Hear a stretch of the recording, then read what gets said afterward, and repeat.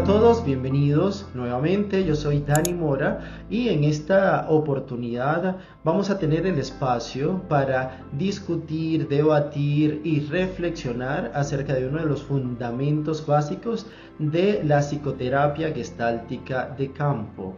En este sentido, vamos a estar hablando acerca de la teoría de campo. Justamente nos acompaña uno de mis formadores en este proceso, quien es David Picó Vila.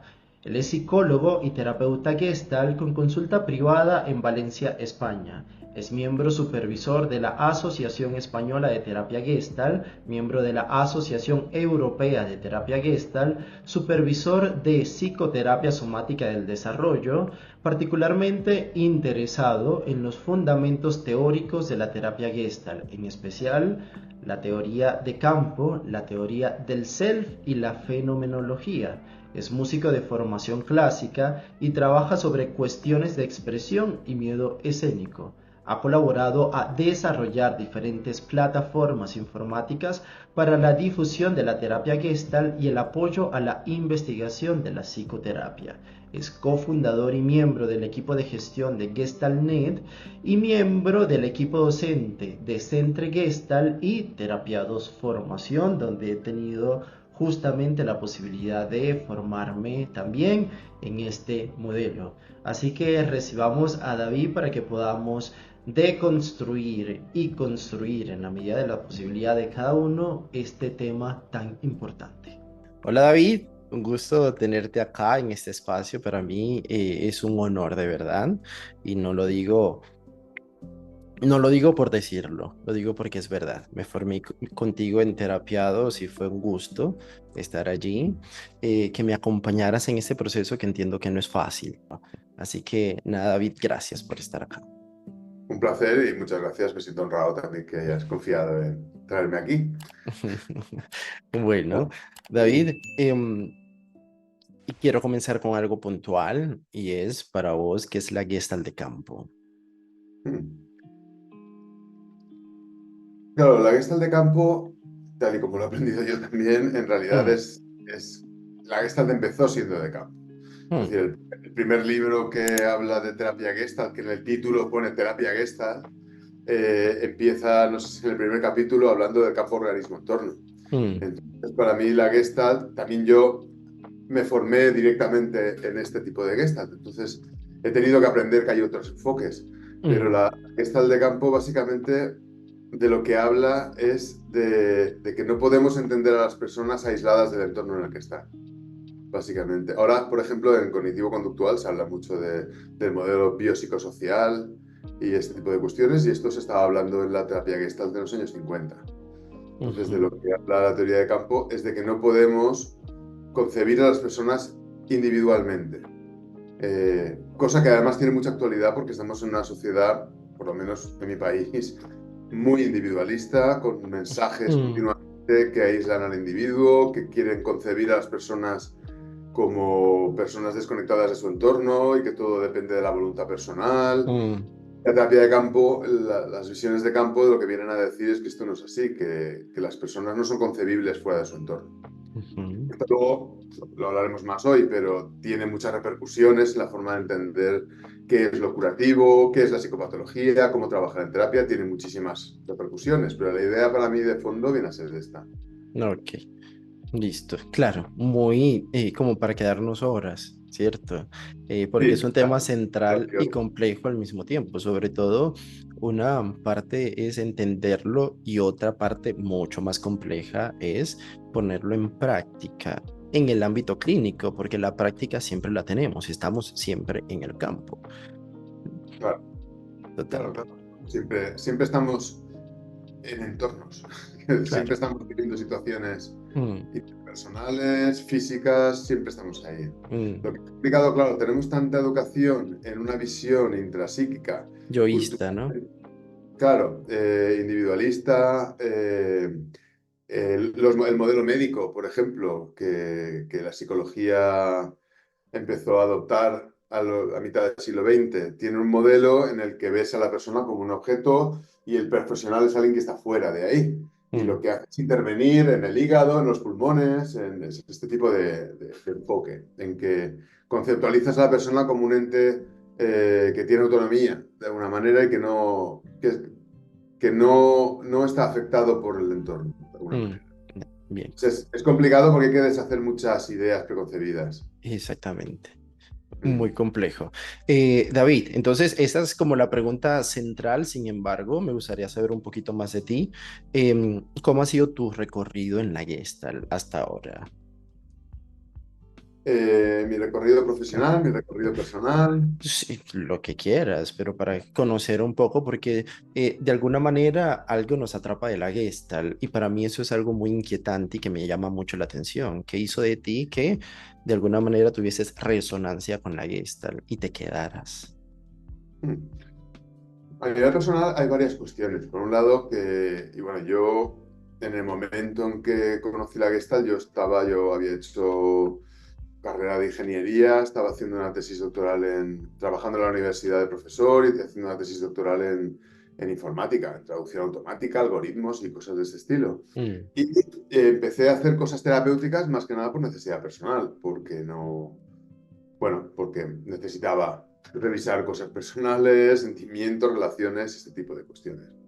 Y entonces, cuando conocí la terapia Gestalt y también un poco la escuela en la que acabé entrando, con Chico Tárrega, con Jean-Marie Robin y bueno, una serie de personas, claro, una de las cuestiones que me atraían de la Gestalt es que yo además también tenía formación como músico. Yo había estudiado desde pequeño mm, piano en el conservatorio, piano clásico, estudié canto en el conservatorio, tuve un poco de trabajo, hice profesional como cantante en coros de ópera y para mí mm, era muy consciente de que había algo en mi aprendizaje de la música que tenía que ver con algo psicológico que mis profesores no alcanzaban a explicarme.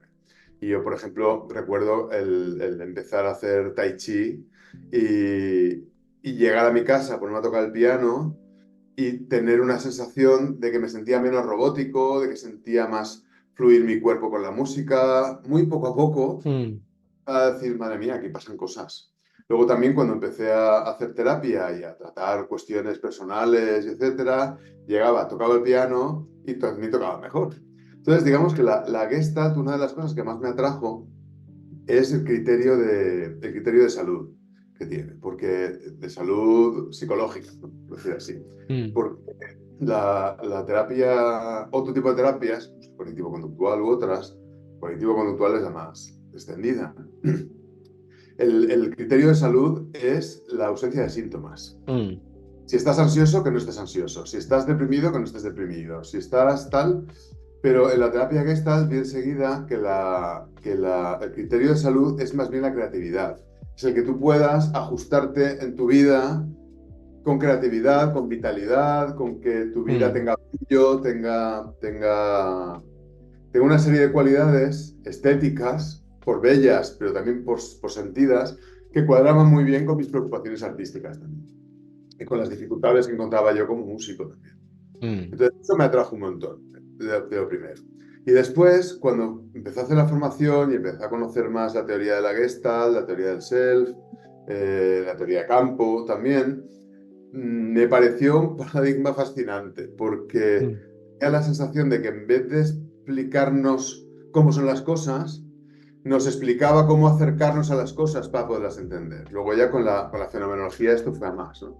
Es decir, no explicaba esquemas prefijados de cómo son las patologías o cómo son las intervenciones, sino que nos hablaba más bien de cómo utilizar la creatividad para poder abrir posibilidades y algo así. Entonces, lo primero que noté antes de ser terapeuta es que mi forma de ser profesor en la universidad cambió radicalmente. Empecé a tener una manera de relacionarme con el alumnado que en vez de seguir lo que yo había visto en la universidad, me relacionaba con los alumnos desde otra posición, una posición más horizontal, en la que al principio me daba miedo a perder mi autoridad y luego me di cuenta mm, de que en realidad ganaba autoridad. Empecé a mejorar en las encuestas de alumnado y fue una de las aplicaciones inmediatas que vi de lo que estaba aprendiendo. ujú. Y luego, por supuesto, la mejora de mis relaciones personales y etcétera. Y llegó un momento en que ya concluí, una vez acabé la tesis doctoral, concluí que a mí me interesaba mucho más la psicología que la informática. Entonces también hice la carrera de psicología oficial en la universidad y Ujú, poco a poco emprendí un camino para ir reduciendo mi trabajo en la universidad y aumentando mi trabajo como psicoterapeuta. ujú. Ahora estoy de tiempo ya que estoy a tiempo completo como psicoterapeuta. ¿En dónde?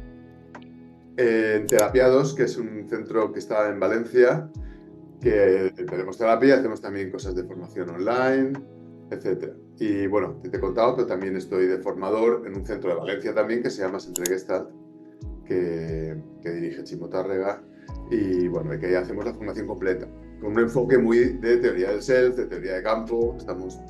La escuela lleva muchos años en marcha Mm, eh, y bueno, y ahí estoy también. ok. Ahí ejerzo. Qué bueno saber un poco de eso. Y bueno, el tema que nos convoca hoy es la teoría de campo, ¿cierto? Entonces, por ahí una cosa importante es de qué campo estamos hablando, ¿sí? De dónde, cuáles son los principios o postulados de los cuales la Gestalt toma para hacer parte de su enfoque.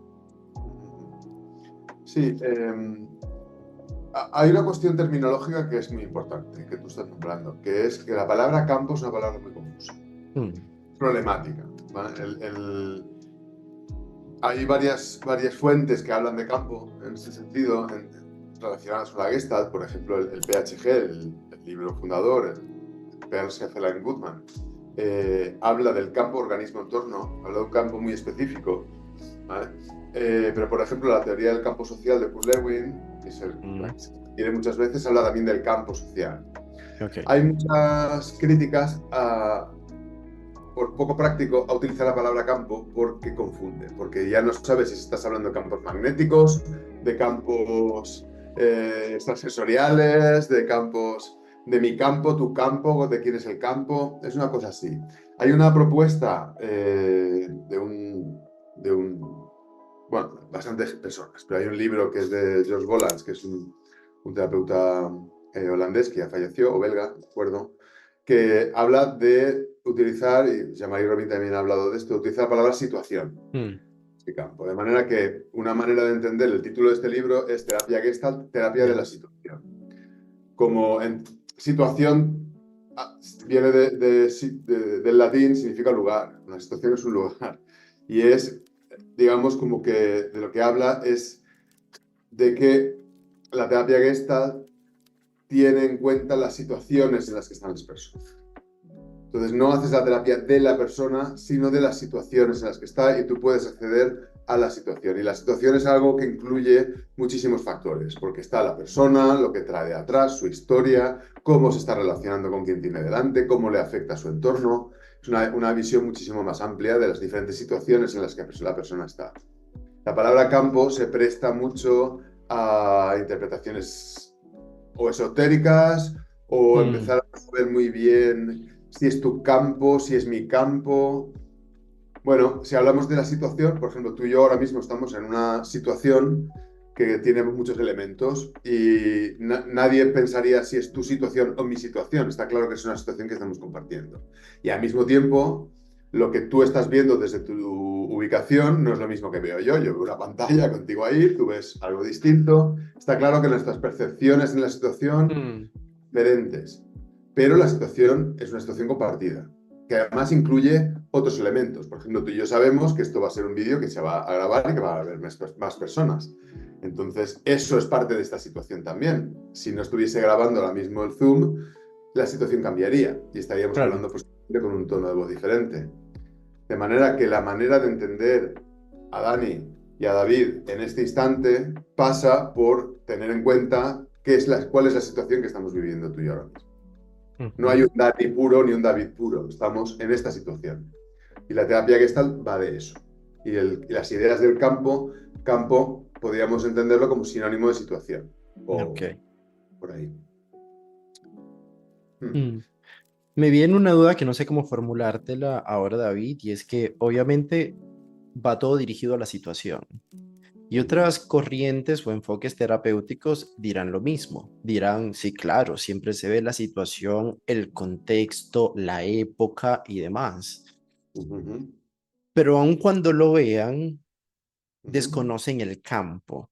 No sé cómo formular la pregunta, pero ¿cómo nosotros, desde la guía de campo de la situación, se hace más énfasis en el campo como tal? ¿Sí? Porque ellos ujú. ven el campo, la situación, pero inmediatamente se devuelven al organismo, a la persona, en este caso, al paciente, como quien es el portador de los síntomas y demás. ¿Cómo vemos nosotros el campo? ¿Qué es el campo? Ujú. ¿Soy Sí, claro o no? sí, eres claro y es una pregunta difícil de responder así sin más. Y sobre Mm, todo en responderla sin entrar en muchas abstracciones. Entonces, ujú. si me permites, voy a dar algún ejemplo concreto de esto Eso. que repercusión tiene. Creo que a lo mejor se puede entender más. Mm, Por ejemplo, tú puedes sí tener una... Claro, no creo, nadie, sobre todo en el mundo de la psicología, nadie diría que las personas no están afectadas por su entorno. Quiero decir que eso, evidentemente, todo el mundo te lo va a decir. Pero, por ejemplo, a la hora del trabajo terapéutico y en eso. el contexto de terapia, por ejemplo, hay un cambio sustancial ah, en cómo concibes la situación terapéutica y en dónde concibes que está el proceso de cambio, por ejemplo. Porque tú puedes saber que las personas tienen un contexto biopsicosocial y etcétera, pero luego en la terapia actuar como si eso no estuviese ocurriendo también. Es decir, tú puedes decir la persona tiene sus situaciones, pero excluir la situación terapéutica de las situaciones de la persona. Es como si yo soy un observador que puedo ver a la persona en sus situaciones, que la Mm, realidad de la persona es lo que ocurre fuera de la consulta. Y claro, yo puedo entender que tiene problemas con su familia, que tiene problemas tal, y sí, pero yo en la situación terapéutica no incluyo eso. Yo me ujú. coloco como alguien que está como fuera de esa situación. Y sin embargo, cuando trabajas desde un punto de vista de campo, y esto es parte de lo difícil, una cuestión importante, por un lado, es que ves la situación terapéutica como una situación de campo también. Es decir, la persona que viene a terapia, lo que te cuenta, tiene que ver con quién eres tú y con cómo estás tú. No tú como terapeuta influyes a tu paciente por el Mm, mero hecho de estar ahí directamente. Entonces, lo que ocurre en la situación terapéutica también es una cuestión de campo, también se está dando el campo ahí. Y no solo eso, sino que además, y esto es muy de Gestalt de forma general, porque tiene que ver con toda esta idea del aquí y ahora, en realidad tú solo tienes acción sobre la realidad, la situación que se está dando en la situación terapéutica.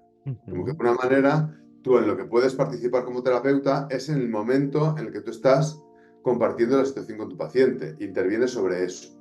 Esto es muy distinto de, por ejemplo, un planteamiento en el que la persona viene, me cuenta sus síntomas y yo le programo unos deberes para hacer en casa o una Mm. desensibilización sistemática para que haga en su casa, para que vaya a la realidad y que en la realidad, la realidad entre comillas, sea así, es un planteamiento en el cual la situación entre el paciente y yo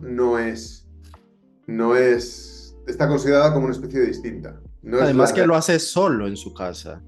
Claro, exacto, que también Mm, puede ser que lo haga solo en su casa. Pero en cualquier caso, lo hace solo en su casa y además como que eh, lo que está ocurriendo en la sesión terapéutica no es parte de la terapia. ok. Esto es un planteamiento, por ejemplo. Otro planteamiento que a lo mejor encuentras más en formas de psicoterapia corporales, por ejemplo, no sé si en bioenergético o algo así, puede ser el trabajo con la catarsis, por ejemplo, en el que se concibe la cuestión de la coraza muscular, y esto lo digo con todo el respeto, quiero decir que estas formas terapéuticas pueden hacer mucho bien a mucha gente, ¿eh? ¿No? Mm, Es una cuestión más por qué opta uno y qué elige, cómo elige trabajar. Y que, por ejemplo, el trabajo con la coraza muscular tiene un objetivo que es producir una catarsis en la que se libera algo, probablemente sale una emoción. Y ujú. luego, una vez hecha esa liberación, la persona va a la vida real y pasan cosas. Y vuelve a ser un planteamiento en el que lo que está ocurriendo en la sesión terapéutica es un artefacto operativo para que luego ocurra otra cosa fuera.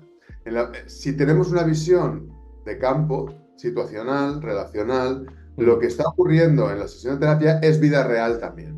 ok. El que mi paciente llegue tarde, cómo reacciono yo y qué ocurre en la dinámica de interrelación entre los dos, es parte de la vida real. Yo soy un ser humano real que me estoy relacionando con mis pacientes y Ujú, lo que ocurre en la sesión de terapia es algo que está ocurriendo de verdad.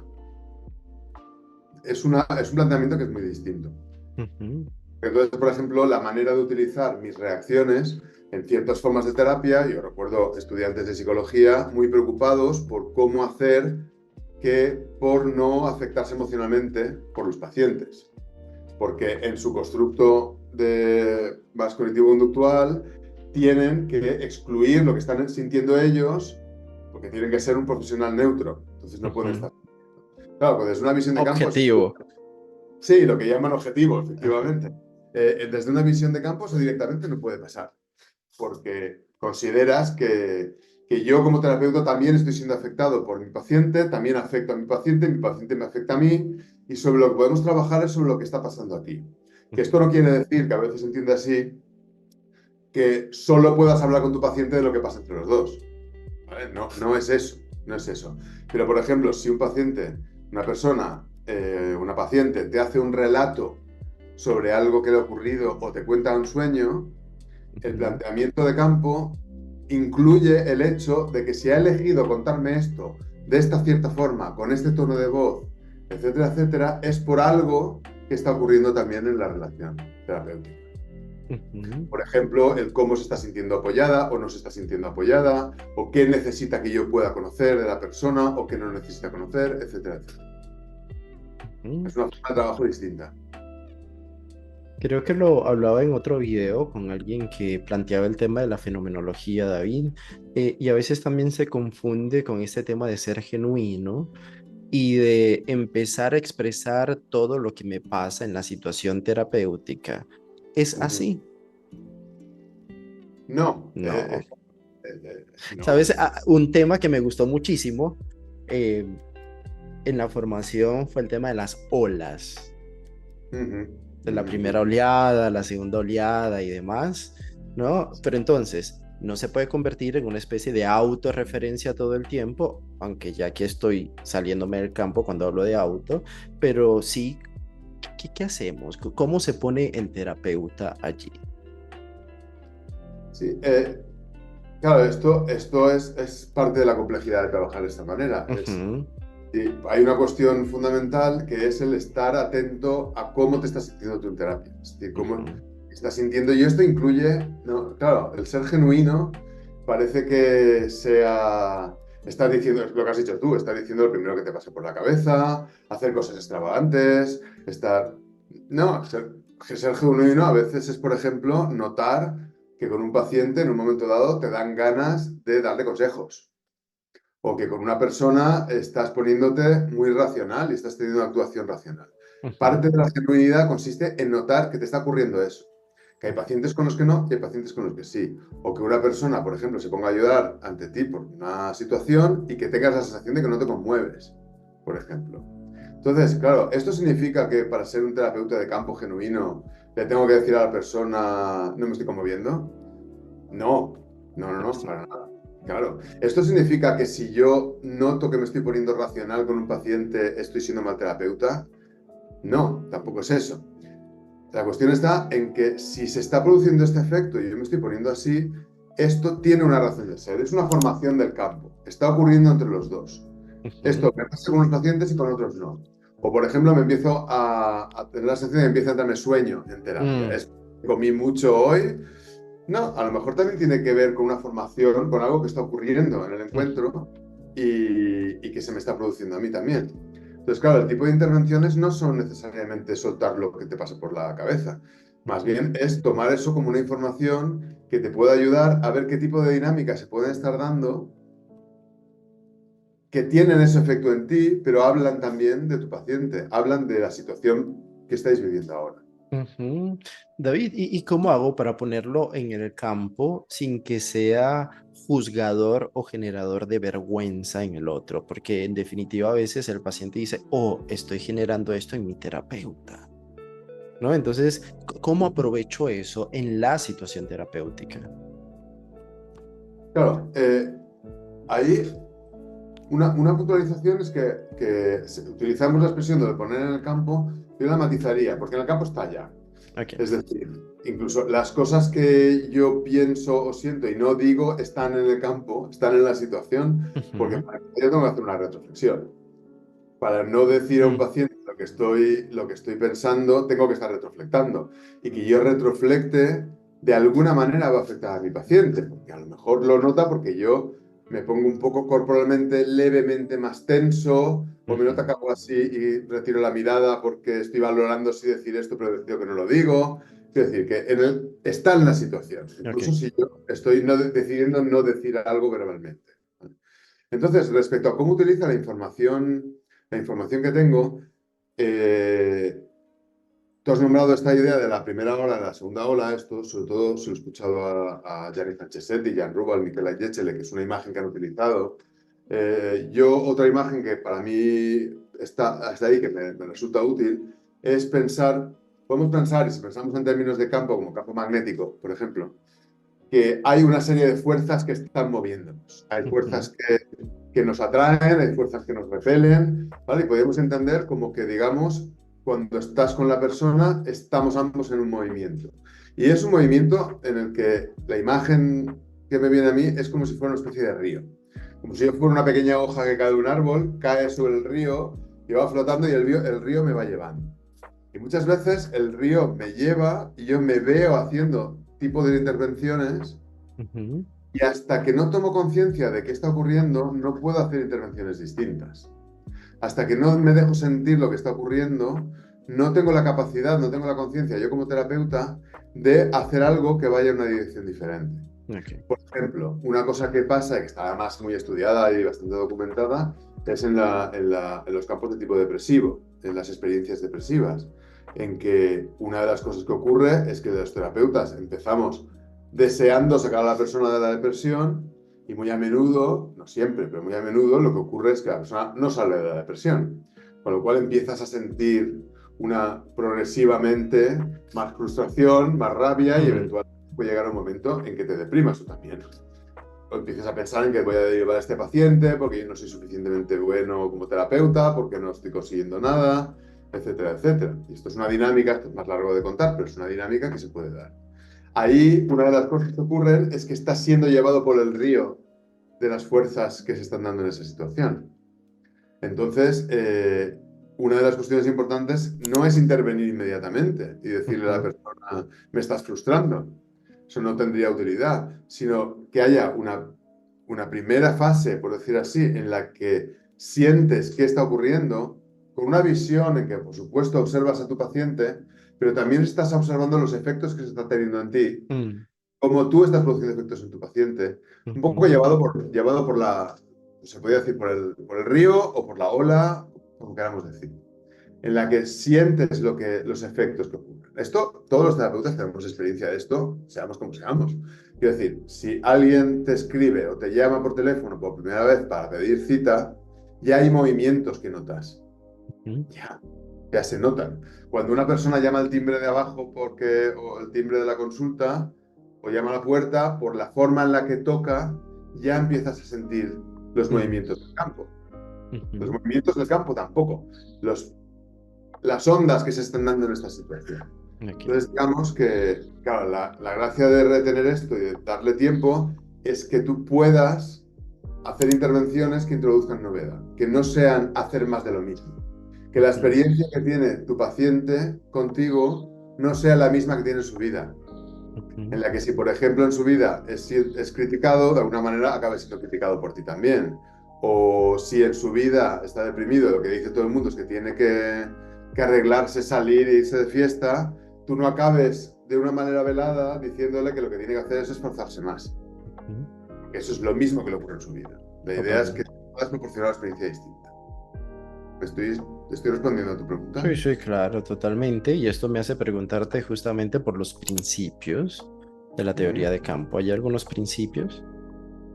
Sí, bueno, hay un artículo famoso de Malcolm Parlett, que es un terapeuta gestalt inglés, que habla de cuatro principios del campo, ¿no? Que es una idea interesante para seguir. Bueno, me los he apuntado porque de memoria no me lo sé. Organización, contemporaneidad, singularidad y proceso cambiante. Da un poco igual, no quiero ser muy técnico, pero por ejemplo el principio de organización Ujú. habla de que lo que las personas estamos en un contexto organizado. Es decir, lo que nos ocurre es un fenómeno que emerge de la organización conjunta. Esto en terapia sistémica también se habla de cosas más o menos parecidas. Por ejemplo, cuando terapia sistémica familiar hablan del paciente designado y se habla de cómo, por ejemplo, un niño pequeño que hace un síntoma, ese síntoma es un síntoma de la familia. Es decir, es la organización conjunta la que está produciendo una forma que es el síntoma del niño, pero no es una cuestión individual del niño que está produciendo esto, por mucho que la familia lo quiera ver así o que... Ese planteamiento, en teoría de sistemas, si lo aplicamos acá, pues parecido. De lo que habla es de que lo que hace la persona, lo que siente la persona, siempre es producto del conjunto de lo que está ocurriendo. Ujú. Lo que la persona elige contarte cuando llega a terapia, como decía antes, tiene que ver con tu presencia. No se puede aislar de eso. Entonces es una principios que van por ahí. Ujú. Eh, ¿Hablo de los otros? ¿O Si elijo alguno? quieres, pero creo que el más importante es ese, ¿no? Cómo se va Sí, organizando el ese, campo. claro, está el principio de organización. Hay otro parecido que es que habla de que todo es potencialmente relevante, el principio de posible relevancia. Es decir, que no puedes descartar nada a priori de lo que ocurre en una sesión, por ejemplo. Eh, un ejemplo que he puesto alguna vez es una vez en una sesión en que una paciente estábamos hablando de algo y de repente miró por la ventana y dijo, ¡ay, hay fuego fuera! ¿Vale? Y había una columna de fuego muy lejos, no había ningún problema, ¿vale? Perfectamente podíamos haber vuelto y seguir hablando de lo mismo, pero eso acabó siendo muy relevante porque estaba pasando algo en la manera de hablar del problema que había que produjo que ella necesitara llevar la atención a otro sitio, por ejemplo. Entonces, claro, tú puedes trabajar volviendo al tema porque tú tienes un objetivo terapéutico que es hablar de esto, o darte cuenta de que algo que aparentemente es un despiste irrelevante, sí que tiene relevancia y sí que está expresando algo que la persona necesita expresar. Ujú.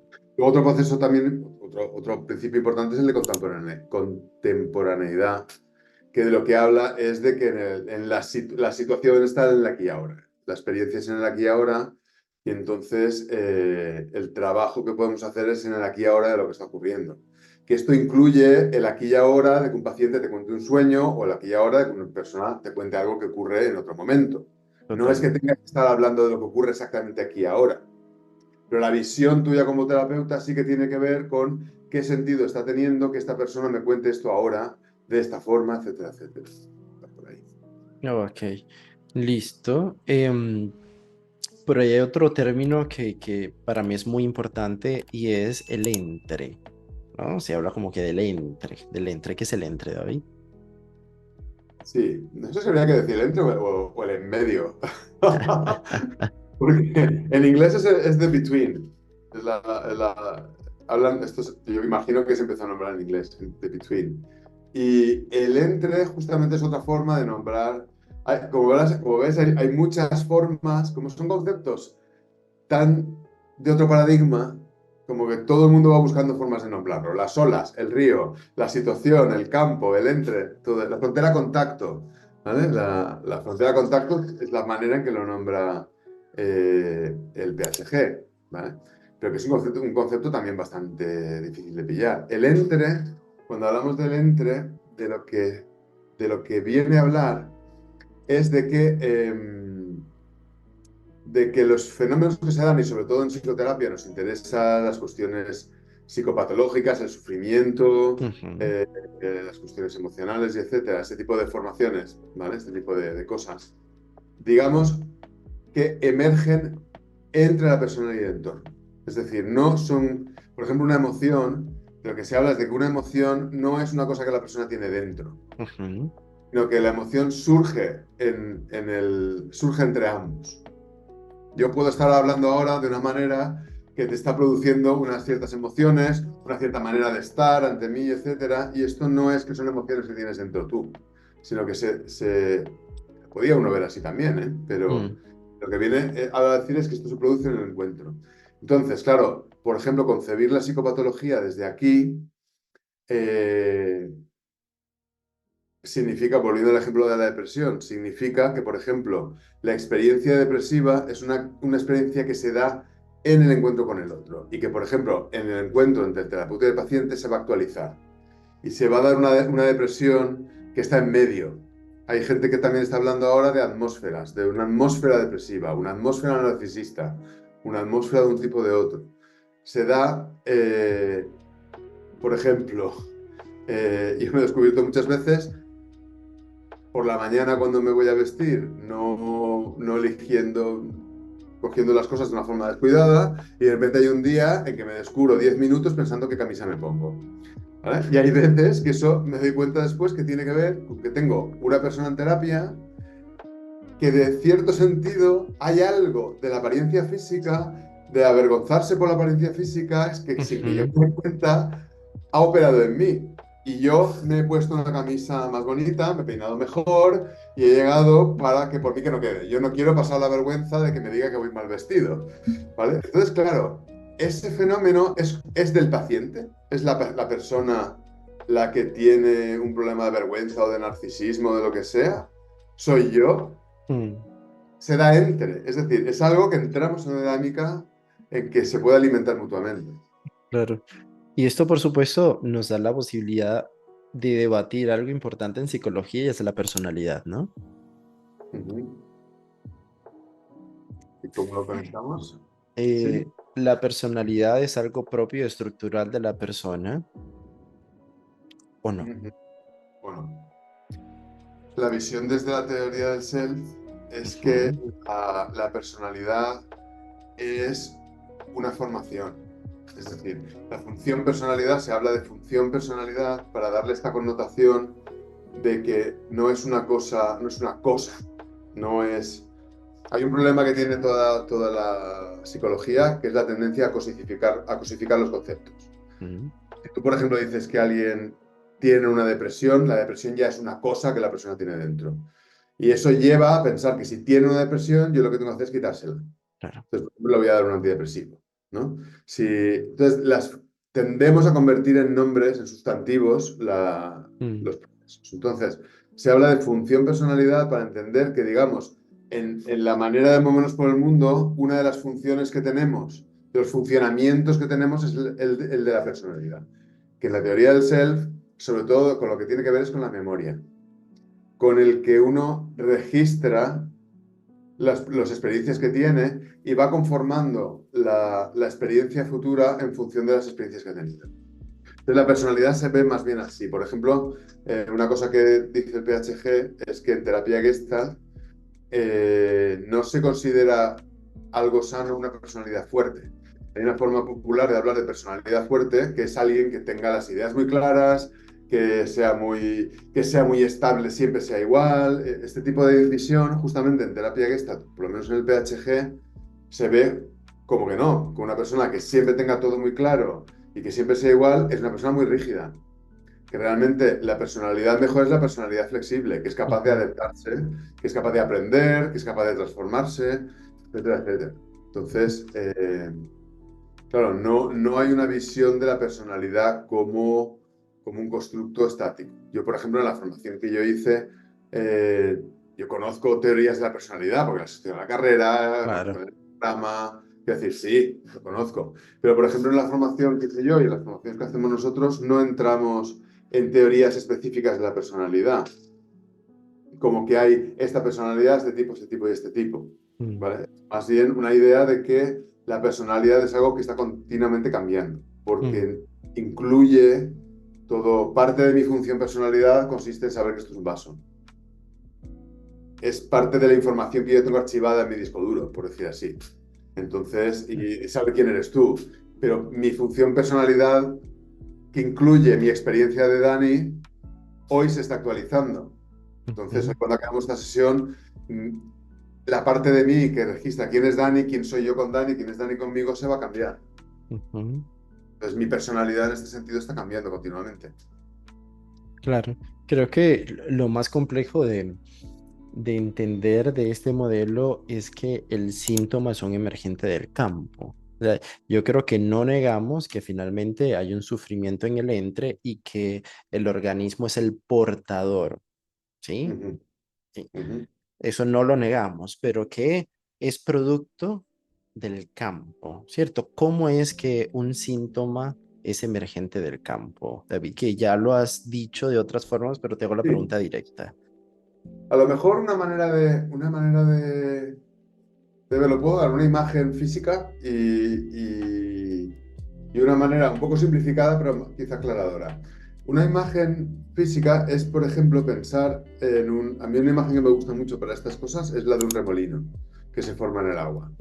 Es decir, un remolino que se forma en el agua no es una cosa, exactamente, pero un poco sí que lo es, porque es algo que tú puedes verlo, nombrarlo, tiene una estabilidad. Es una formación que se ocurre porque el agua empieza a girar de una cierta manera y tú ves el remolino que se ha formado, ¿no? Entonces, claro, los síntomas tienen un poco esa cualidad, que son Mm, formaciones como un remolino que se ha formado, que lo podemos reconocer porque tiene una cierta estabilidad. No tiene la misma estabilidad una emoción que yo sienta ahora que este vaso. Este mm, vaso probablemente esté bastantes años con un aspecto bastante parecido. Dentro de 10.000 años este vaso no va a tener esta apariencia. Es más, es posible que ni siquiera exista en esta forma reconocible. ¿Vale? Y es como si es una cuestión de volumen más lento. Entonces, una manera de entender el síntoma como un emergente es pensar que es algo que se forma en el campo. Entonces, por ejemplo, un síntoma depresivo, ¿vale? Que uno puede pensar que la persona es la que está depresiva, pero la persona depresiva, por ejemplo, su entorno familiar crea un... No es que lo cree la persona, sino que se crea una especie de espiral por la cual, por ejemplo, la familia empieza a presionar a la persona para que no esté deprimida, con lo cual la persona se deprime más, con lo cual la familia se frustra más. Y como se frustra más, ejercen más presión. Y como ejerce más presión, la persona... Hay dinámicas que hacen que el remolino siga girando. Si yo me visto más de lo normal y me pongo una mm, camisa, como y voy ahí y me pongo mi reloj más caro para que lo vea con un paciente, está emergiendo entre nosotros, por ejemplo, una mm. actitud narcisista, ¿no? Por utilizar palabras de este tipo, ¿no? De alguna manera yo también estoy contribuyendo a eso y esto de momento es un remolino que está emergiendo entre ambos y que ambos estamos contribuyendo a que se sostenga. Ok. Esa es la cuestión. Es decir, una persona puesta en un contexto particularmente hostil puede perfectamente tener un brote psicótico. ¿Porque Ujú. la persona era psicótica? No, porque es una formación. Esto, por ejemplo, pasa mucho con situaciones estas horrorosas de guerra o de inmigración. Las personas en mi país que trabajan por ejemplo, inmigrantes subsaharianos, que pasan Claro. unas penurias inimaginables para mí, hablan de que hay muchísimo brote psicótico. ¿Por qué? ¿Porque esas personas eran psicóticas antes? No, porque es la adaptación que hay en un entorno que los psicotiza, de alguna manera. Y entonces esto se sostiene. ¿Esto Ujú. crees que puede que aclara un poco Sí, la cuestión? claro, claro. Y El se síntoma es liga, un emergente, claro. y se Claro, en liga. ese sentido, en terapia, podemos intentar, en terapia hay más cosas, no solo la terapia, pero en terapia es de alguna manera buscar o crear una situación terapéutica Ujú. en la que ese síntoma cada vez tenga menos sentido, esa formación cada vez tenga menos fuerza. Por ejemplo, porque yo no empujo a mi paciente deprimido a salir de la depresión. Claro, esto es más complicado porque luego tengo que ver qué hago con eso. Claro. ¿Vale? No vamos a hacer una clase de psicopatología aquí en un minuto.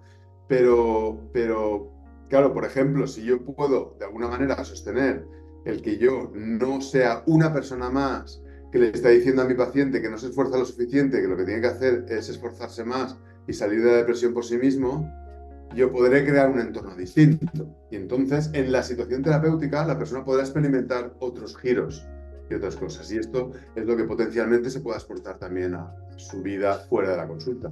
Mm. Hablo Interesante. mucho, como puedes ver. No, no, no, pero me Pero parece muy genial. rápido, pero, Mm. pero no está pasándome de velocidad. Y ahí se puede ver mucho el principio de la organización, ¿no? Cómo la persona va organizando el campo y de alguna manera... Yo digo Sí, esto, ¿no? Y todavía sigo con la lógica de la persona va sí. organizando el Me ha encantado cómo campo. te has parado. Sí, Espera, espera. sí, Sí, justo. es que Justa. está. Es que es muy complejo, David. Claro, claro, claro. Porque estamos impregnados del lenguaje Sí. individualista. Entonces, claro, si Ujú. ya dices que la persona organiza el campo, claro, te has dado cuenta tú cuando lo has dicho. Sí, Yo sí, también sí. he pasado, yo también lo hubiese dicho. No, entonces espera, no, no, no, no. Mm, No. En realidad, la situación organiza a la persona. ok. No es que yo organizo el campo, sino que el campo me organiza a mí. Es más bien al revés. Yo Ujú, ahora mismo estoy siendo organizado por la situación en la que estamos tú y yo. ujú. Yo no hablo así con mi madre, por ejemplo. Es Claro. decir, si me pones en otra situación y hablo de otra forma. Ya no por los contenidos, sino por la manera en que muevo la mano ahora, tiene que ver con esta situación. Yo cuando Listo. hablo con mi pareja no le digo, cariño, hoy voy a hacer una tortilla francesa para cenar. No, la situación me organiza de otra forma diferente. Es que esa es la cuestión. Por eso la terapia Gestalt se puede ver como una terapia de la situación, porque yo entro en la situación terapéutica y con lo que trabajo como terapeuta es con que la situación, que tendrá, sobre todo al principio, mucho de las situaciones que vive el paciente, que se Mm, referirán aquí, yo puedo ir cambiando esta situación para que pasen cosas distintas y la dinámica sea otra. listo. Bien. Sería hacerme sensible a lo que va sucediendo. Claro, eso es imprescindible. Claro, o sea, hay muchas veces que a mí me hace mucha gracia porque hay veces que hay formas que he escuchado a veces en terapia Gestalt de hablar que parece que apliquen a los pacientes pero no a los terapeutas. Por ejemplo, cuando se habla del awareness, ¿no? De la toma, del darse cuenta. Parece que son los pacientes siempre los que tienes que estar dándose cuenta de cosas. Y yo creo que en realidad somos los terapeutas los que tenemos obligación de darnos cuenta de cosas. Sí. De darnos cuenta de que estamos haciendo unos movimientos que no ayudan a la persona, de darnos cuenta de lo que estamos sintiendo ante lo que nos cuenta la persona. Es decir, Ujú, que todo esto del darse cuenta yo creo que sobre todo nos aplica a nosotros. ujú, A través de que yo me dé cuenta de lo que está ocurriendo, puedo ayudar a que la persona se dé cuenta también. ujú. Carmen hablaba cuando le preguntaba acerca del campo, este tema de la resonancia kinestésica. ¿Tenés algo por decir acerca de esto? Sí, claro, claro, sí, la resonancia cinestésica, este concepto, yo aquí se lo he escuchado originariamente, es a Ruela Frank, que es una terapeuta norteamericana que ha desarrollado una forma de trabajo corporal que Ujú, tiene que ver, que claro, a mí me iluminó un montón, yo me he formado, soy supervisor de eso, organizamos en Valencia una formación y me interesó muchísimo, aparte por mi interés en lo expresivo, lo corporal, la música, el canto, tal, porque era muy coherente con esta forma de entender la terapia Gestalt y la terapia. Porque de lo que habla no es de el cuerpo, y de las estructuras corporales como la estructura caracteriológica ujú, masoquista, esquizoide, todo ese tipo de cuestiones, sino que de lo que hablas todo el rato es del cuerpo en movimiento y cómo nos movemos unos con otros y qué ujú, movimientos están más disponibles, qué movimientos están menos disponibles, etcétera, etcétera, ¿no? En las posibilidades de movimiento que yo tengo contigo, qué hay disponible y qué no. Y la resonancia cinestésica de lo que habla es de que el movimiento nos produce una resonancia de movimiento. Yo no solo siento mi movimiento, sino siento el tuyo también. Por supuesto, yo no siento lo que sientes tú. sí, esa era una pregunta que te tenía, ¿no? Ah, yo no siento lo que sientes tú, pero por ejemplo, o las personas que estén Sería viendo muy este... psicótico eso. Claro, claro. Soy un poco paranormal. Claro, lo que pasa es que, por ejemplo, las personas que escuchen este vídeo van a sentir también una resonancia en sus propios cuerpos, escuchando mi tono de voz, mi velocidad al hablar, mis movimientos, que Tu estoy haciendo así emoción. con la mano, mi emoción. Hay algo en mi manera de moverme que a veces una imagen puede ser que uno está en un lago y yo muevo, al moverme, muevo el lago con unas ondas y tú recibes esas ondas. Esto Ujú. ocurre literalmente con el sonido. A mí me interesa muchísimo la voz, el sonido, trabajo mucho en eso, porque literalmente mi cuerpo mueve cosas del cuerpo, el diafragma, los pulmones, las cavidades, para que haya un sonido que vibra, que resuene de diferentes formas en función de cómo tengo esto, Ujú. y se crean unos movimientos del aire que van a un micrófono, que se codifican, que van por internet, que llegan a Colombia y que salen por tu altavoz y que tú escuchas y mueven tu tímpano. Y tú vas a reaccionar. Hay una resonancia, es literal lo de la resonancia cinestésica aquí, porque tú estás recibiendo mis movimientos y ante eso tú te mueves también. Mm. Por ejemplo, ahora sientes con la cabeza y haces un cierto gesto con los ojos y con los labios. Eso tiene que ver con cosas tuyas y con tu estilo, pero también con lo que estás recibiendo de lo que yo estoy diciendo ahora. Claro. Y cómo te llega la energía que yo estoy poniendo en marcha, las formas que llegan. Ujú. Y esto para la terapia también es muy interesante, porque claro, parte del trabajo desde este punto de vista, y más si incorporas todo esto corporal, tiene que ver con cómo estoy yo recibiendo las ondas que me llegan del paciente, por decir Mm. así. Y las ondas no estoy hablando de nada muy metafísico, ni muy esotérico. Ujú. Y no, estoy literalmente hablando del tono de la voz, del movimiento corporal, de si la persona está así, o está así, o está así. Si ahora os hablo, si te hablo con este gesto, tú vas a sentir cosas distintas si la gente que vea este vídeo. Si Claro. hablo con un gesto así, en que yo siento más mi cuerpo, digo, estoy con una respiración de otra manera, vas a sentir cosas diferentes también. Mi voz va a tener otro color. Es este todo lo que estamos hablando. Listo. Tengo dos preguntas como para terminar, ¿no? Generalmente cuando se explica este tema aparece una asociación con aquello que sí conocemos, ¿no? Que es la transferencia y contratransferencia. Como que Ah, finalmente se dice, claro, el campo es la transferencia y contratransferencia. ¿Tú puedes darnos un acercamiento a cómo tú concibes esta diferencia? sí, puedo dar una idea dentro de que yo no soy psicoanalista. Entonces, estos son conceptos psicoanalíticos y muy posiblemente lo que voy a decir, habrá una tropa de psicoanalistas que me dirán que no tengo ni idea, ¿vale? Mm. Entonces, Ujú. voy a atreverme a decir algo de lo que yo he entendido o de la diferencia que creo que hay, ¿vale? Y quizá no hago honor a lo que es. Pero yo, de alguna manera, lo que he entendido y lo que yo he estudiado es que el concepto de transferencia originalmente tenía que ver con el modelo de pantalla en blanco del psicoanálisis, en el que se suponía, pues, se utilizaba el diván y todo esto, en que el analista era una pantalla en blanco en la cual el analizando proyectaba en esa pantalla. Y a esto se le llamaba la transferencia. Y entonces, por ejemplo, si un paciente se irritaba con el terapeuta, se entendía que esto era una transferencia de cuestiones de su pasado. El terapeuta era neutro. Hay una presunción de neutralidad. Esto es el psicoanálisis original. Esto yo sé que la mayoría de psicoanálisis de hoy en día Claro. no lo ve así. Pero digamos que el término que yo sepa venía de ahí, ¿vale? Como que, digamos, una presunción de que el contexto terapéutico es neutro, de que el terapeuta es neutro y que lo que está ocurriendo me mueve cosas mías, por decir así. El paciente se le mueven cosas suyas que vienen de su inconsciente, de su pasado, de su experiencia previa, que se actualizan mediante la transferencia, ¿vale? Claro, esto empezó a cuestionarse relativamente rápido en la historia del psicoanálisis porque se vio que esto de que el terapeuta era alguien neutro y que el psicoanalista podía ser neutro no tenía pies ni cabeza. Esto no se sostiene con medio segundo que uno se lo para pensar. Solamente por cómo está decorada mi habitación, mi consulta ya no es neutro, ya Mm. tiene significados por cómo voy vestido, porque sea un hombre o sea una mujer, ya no soy neutro.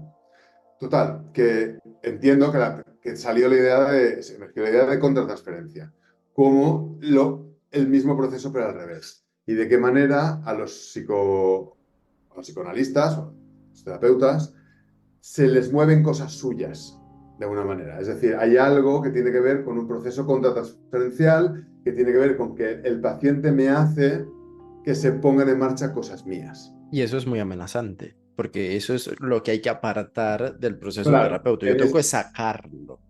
claro, entonces hay una visión muy heredada y esto se ve mucho en supervisión. Hay una manera de hacer supervisión en la cual, claro, se sigue con el constructo este de que yo tengo que ser una persona neutra en Ujú, terapia, con lo cual, si tengo una contratransferencia, me la tengo que trabajar en terapia. ujú, O tengo que hacer una supervisión terapéutica para yo resolver mi contratransferencia, porque yo tenía un problema con mi padre y entonces lo tengo que resolver para poder seguir atendiendo a esta paciente, ¿no? Por ejemplo.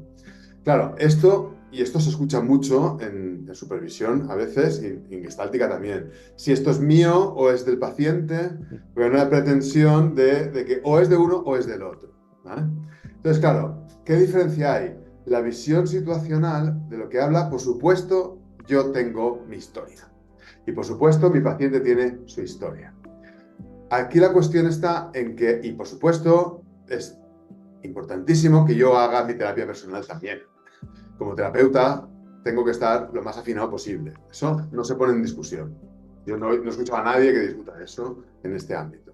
La cuestión está en que si hay algo que me está produciendo un cierto efecto, más fuerte o más débil, tiene que ver con el encuentro con la persona. Es decir, hay algo real que se está dando.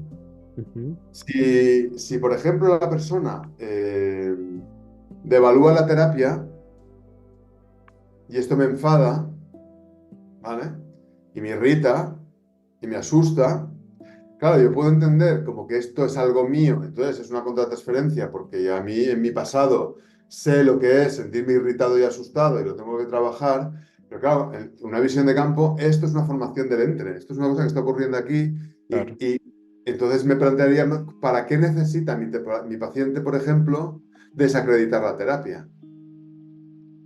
¿Qué hay del orden de la irritación que se está expresando por la vía de que me irrite yo? Hay Ujú, preguntas que nos podemos hacer que tienen que ver con qué sentido tiene esto en el encuentro terapéutico. mm, Más allá de que luego, además, yo pueda trabajar terapéuticamente mi propio enfado, mi propia irritación y otro tipo de cuestiones. No es excluyente, pero la diferencia está en que desde una visión de campo no es una cuestión de contratransferencia sin más, es una cuestión de que se está dando una situación real entre dos personas ujú, que están produciendo una serie de emociones, de reacciones, ujú. ambos.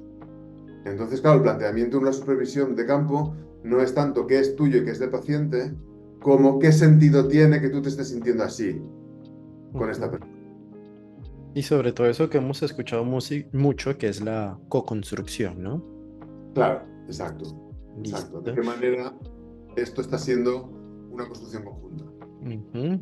David, y para cerrar, algo que siempre se pide en los cursos y demás es un cómo, ¿cierto? Y para esto no hay un cómo, una protocolización, una técnica, porque justamente la Gestalt de campo se separa de las técnicas. Pero ¿cómo pudieras invitar a las personas a que se puedan dejar impactar por el campo? A los terapeutas, quieres A decir. los terapeutas, porque el paciente va al consultorio a hacer lo único que puede hacer, no puede hacer Claro, otra cosa. va, sí. Pues mira, esto por ejemplo me hace pensar en situaciones que vivo en los grupos de supervisión que llevo, Mm, que cuando las personas en los grupos, algo que nos pasa mucho, es que cuando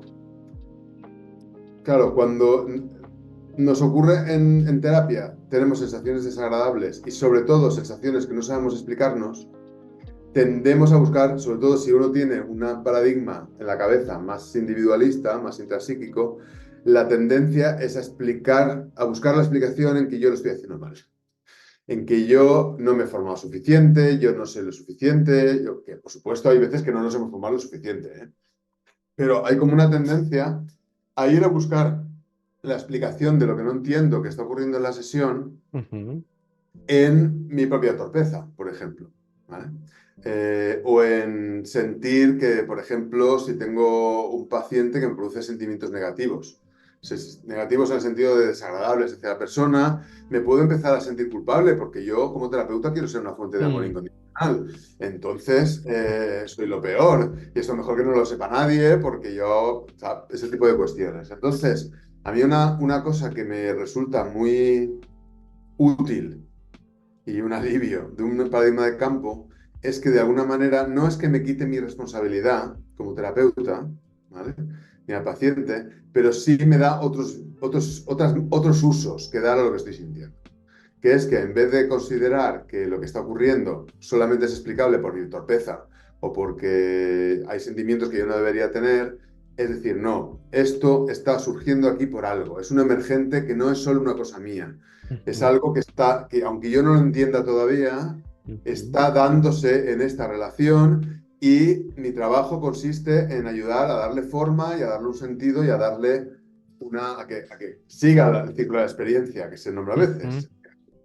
Entonces esto es muy, da mucha libertad de trabajo, da otras formas de acercarse a lo que te está ocurriendo y da muchas claves para detectar y para poder trabajar con cosas que muchas veces se nos hacen muy inasequibles y nos atascan con mucha facilidad. mm, Yo creo que es una que a pesar de la complejidad que tiene, porque tienes que pensar de una forma distinta, la teoría de campo, la teoría del self, de este tipo de cuestiones, sobre todo es extremadamente práctico para los mm, terapeutas. claro. Porque además no impide que utilices las técnicas que conoces, que trabajes.